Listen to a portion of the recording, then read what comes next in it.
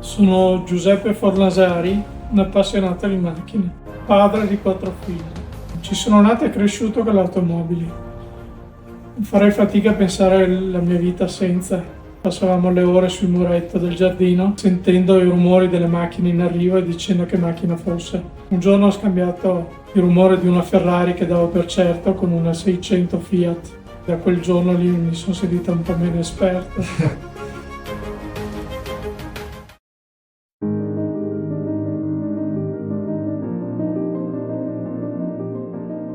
Io ho iniziato a trattare macchine e a costruire macchine negli anni 90, inizio anni 90, ed erano delle GT. Erano macchine di 2 posti, molto basse e scomode, e alla fine nel 95, quando ho iniziato a pensare alla macchina mia, ho pensato a una macchina per la famiglia, per andare a sciare, per andare dappertutto senza limiti. E quindi il concetto di SUV sportivo e velocissimo è nato così. È stato un processo automatico, non è stato voluto all'inizio.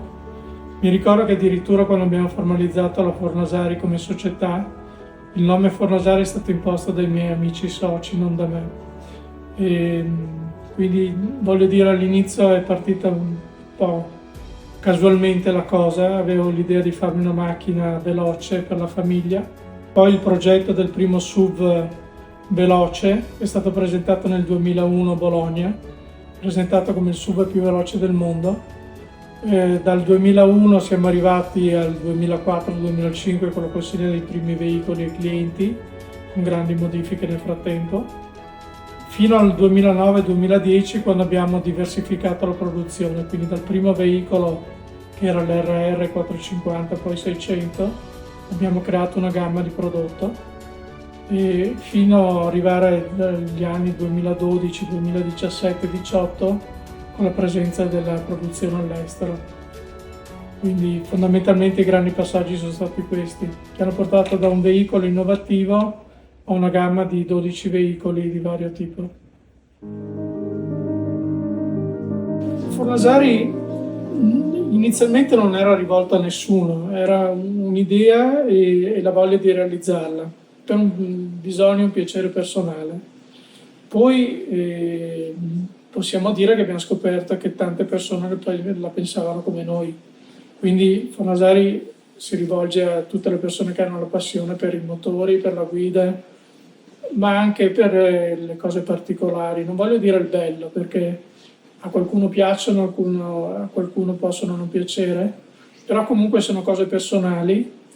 E io ho sempre detto che chi comprava una Fornasari faceva tendenze e non seguiva le tendenze, e questa è una cosa vera che ho sempre trovato nelle persone che si avvicinavano a noi, gente che era abituata a utilizzare la testa senza farsi condizionare dalle mode o dalle altre tendenze. Quindi questa è la cosa che mi è sempre piaciuta di quello che facciamo noi. Facciamo delle cose diverse come piacciono a noi, senza pensare troppo ai condizionamenti che ci pongono ogni giorno nella nostra vita.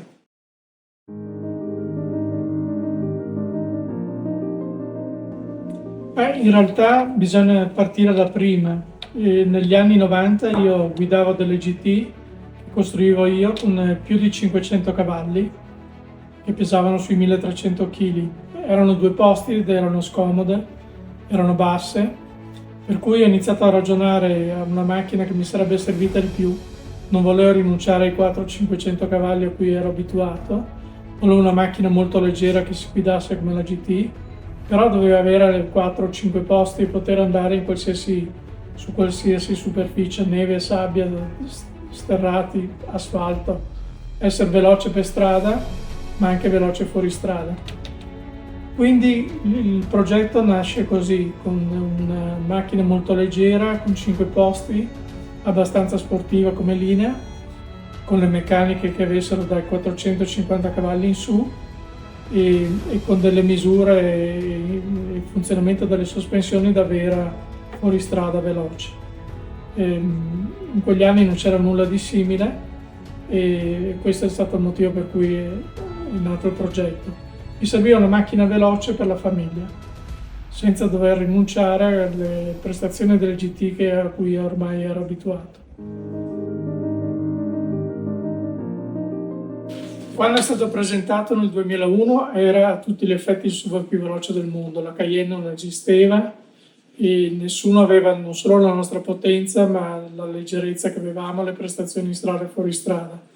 Nelle gare ci siamo imposti come macchine velocissime e correndo contro i team più importanti del mondo anche senza le risorse che loro hanno o avevano.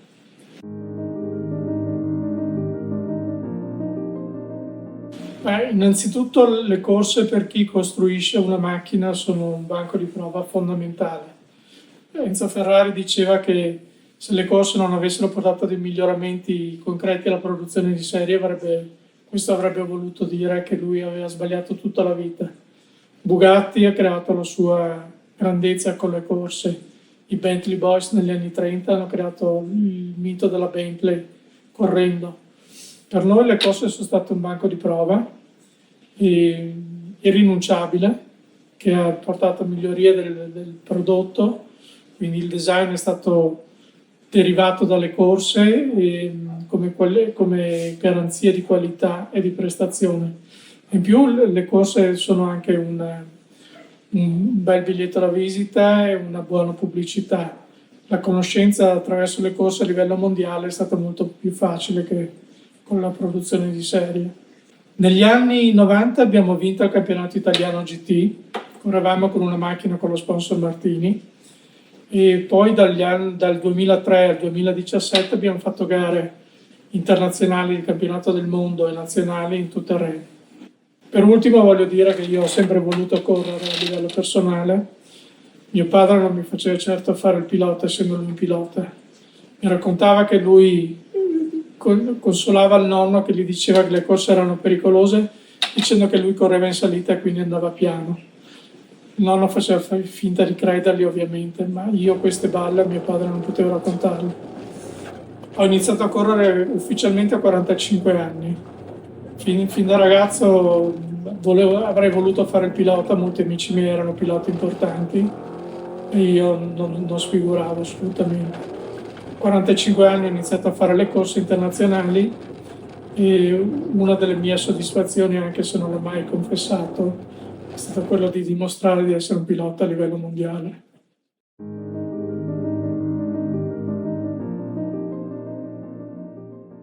Sì, la Gigi è in un certo senso la chiusura di un cerchio.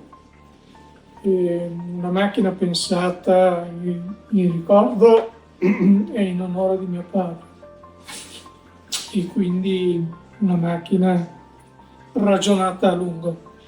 È venuta bene.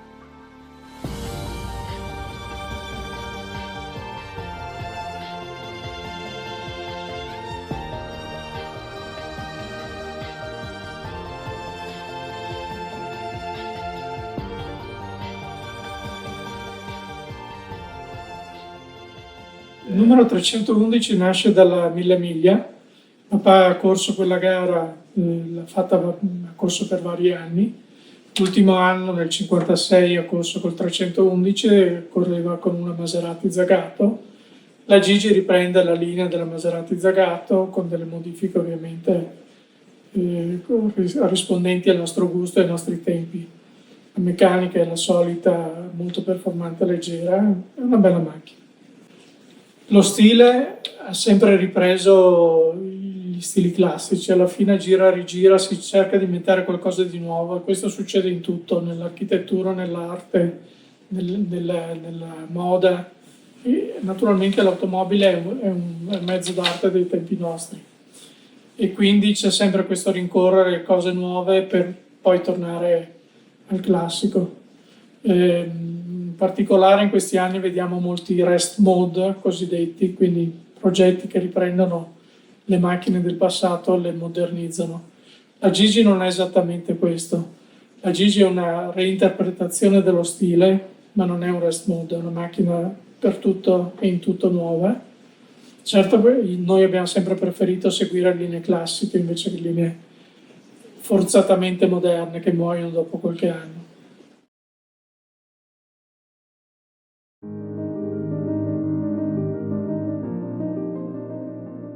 Orgoglioso preferito è difficile da stabilire, ce ne sono 2 o 3 su 10-12 fatti. Il primo naturalmente perché è stato il primo, è stato il più difficile, non mi piaceva esteticamente, fin dall'inizio sono stato critico sul risultato e forse avevo anche ragione, però era il primo. Mi sono piaciuti 2 modelli intermedi particolari, uno era Racing Buggy che abbiamo disegnato con dei giovani designer nel giro di 20 giorni ed era un progetto completamente fuori di testa nel 2009 più o meno nello stesso anno la Tender, che è stata una mattata, vidi lo yacht di un amico, mi piaceva la linea e gli dissi vorrei fare una macchina così, lui rise, il giorno dopo disegnai la macchina e la facemmo in pochi mesi. E poi naturalmente la Gigi, che forse tra tutte le macchine è quella che è piaciuta di più ed è quella che forse ha segnato un po' il momento più importante di pensiero della nostra storia.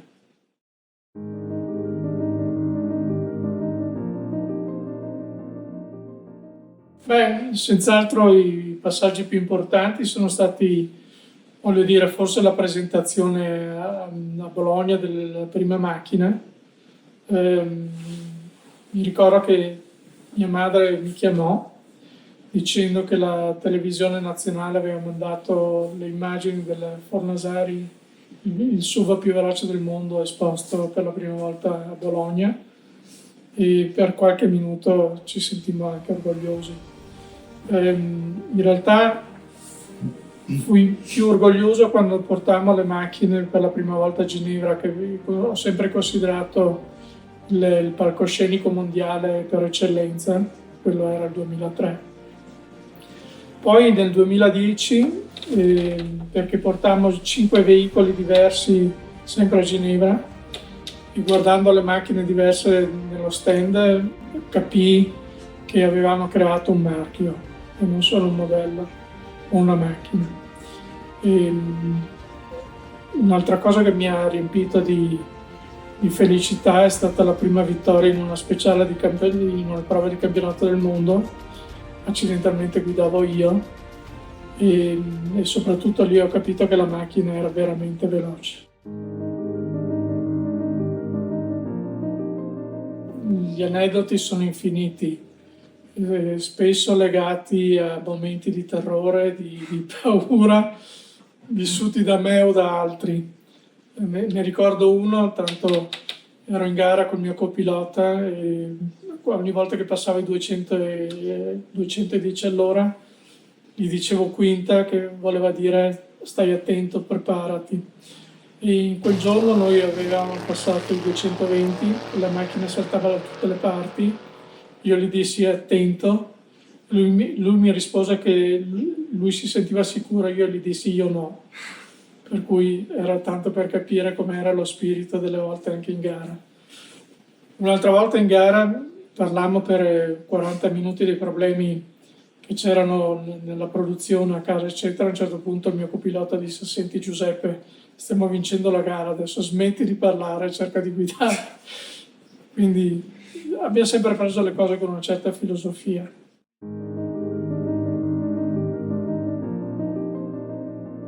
Sì, abbiamo sempre dei nuovi progetti, ce ne sono un paio che mi appassionano tantissimo, anche se viviamo un momento un po' di incertezza sul futuro dell'auto.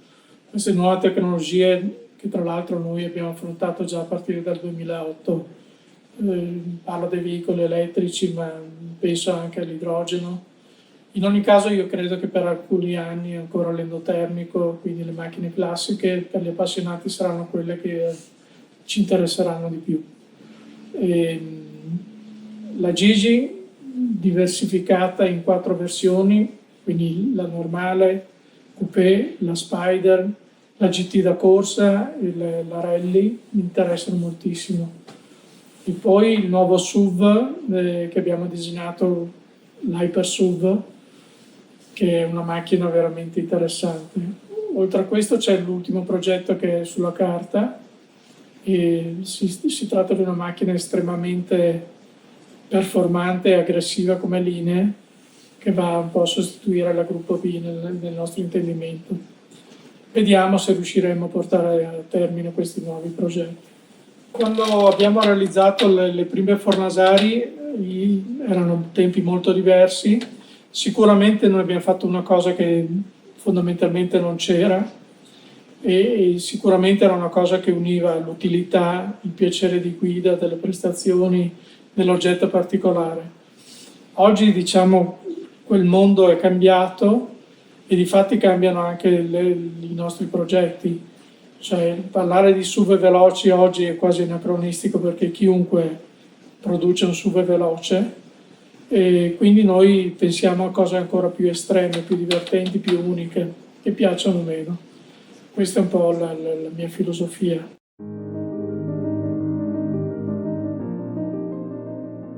Intanto sono felice e onorato di questo fatto, che quasi mi sembra incredibile. Poi ai ragazzi in generale vorrei dire una cosa magari stupida: seguite i vostri sogni e ipotizzate i vostri mondi, senza avere paura del futuro. I nostri cavalli ci fanno cadere, ma bisogna sempre risalire in sella. È un progetto difficile, e se uno ha voglia, costanza e sente di doverlo fare, che lo faccia. Dovrà vincere qualche difficoltà, è innegabile. Oggi la tecnologia per certi versi aiuta, i veicoli elettrici semplificano molto le cose, però l'importante è perseverare, non sono cose che si realizzano in un minuto. L'idea è la parte più semplice del progetto, difficile realizzarla. Il design può essere un'intuizione felice e poi comunque ci sono sempre persone che ti possono aiutare, sempre parlare con la gente. La tecnologia è a disposizione. L'idea di cosa si vuole può essere un'idea personale più o meno centrata. Una cosa che io ho sempre considerato è che la finanza è come il ferro, senza il ferro non si costruisce. Voglio dire che forse la finanza è il bene più scarso e più difficile da trovare all'inizio. Questa è forse la vera difficoltà. Beh, c'è un fatto da tenere presente: io sono un uomo del secolo scorso e nel XX secolo l'automobile è stata sinonimo, non per me ma per tutti, di libertà. Era il modo per potersi muovere e una volta non esisteva e quindi ha creato la possibilità per le popolazioni del mondo di muoversi, di vedere, di conoscere cose diverse. Oltre a questo c'era un fatto eroico legato alla macchina, soprattutto all'inizio del secolo scorso. Chi si cimentava con questi mezzi difficili, pericolosi e veloci era un po' un eroe.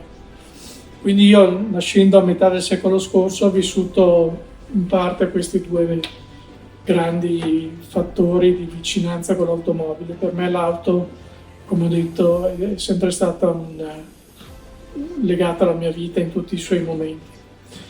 Quindi, ecco, dire cos'è per me la macchina è difficile. È stata una cosa che ha reso possibile la mia esistenza così come è avvenuta. Mi piacerebbe sapere per voi giovani cosa rappresenta oggi la macchina, come la vedete, come la sentite. Per me era un piacere, un desiderio, un bisogno, una necessità, una possibilità e non so per voi cosa sia, mi piacerebbe saperlo. Sì, stiamo preparando degli ebook sulla storia in generale della Fornasari, ma anche divisi per argomento. Quindi copriranno l'inizio, la storia del SUV, le gare che abbiamo fatto, la storia delle GT. E penso che possano essere interessanti perché ci saranno delle storie e delle punti di vista che nessuno ha mai sentito prima.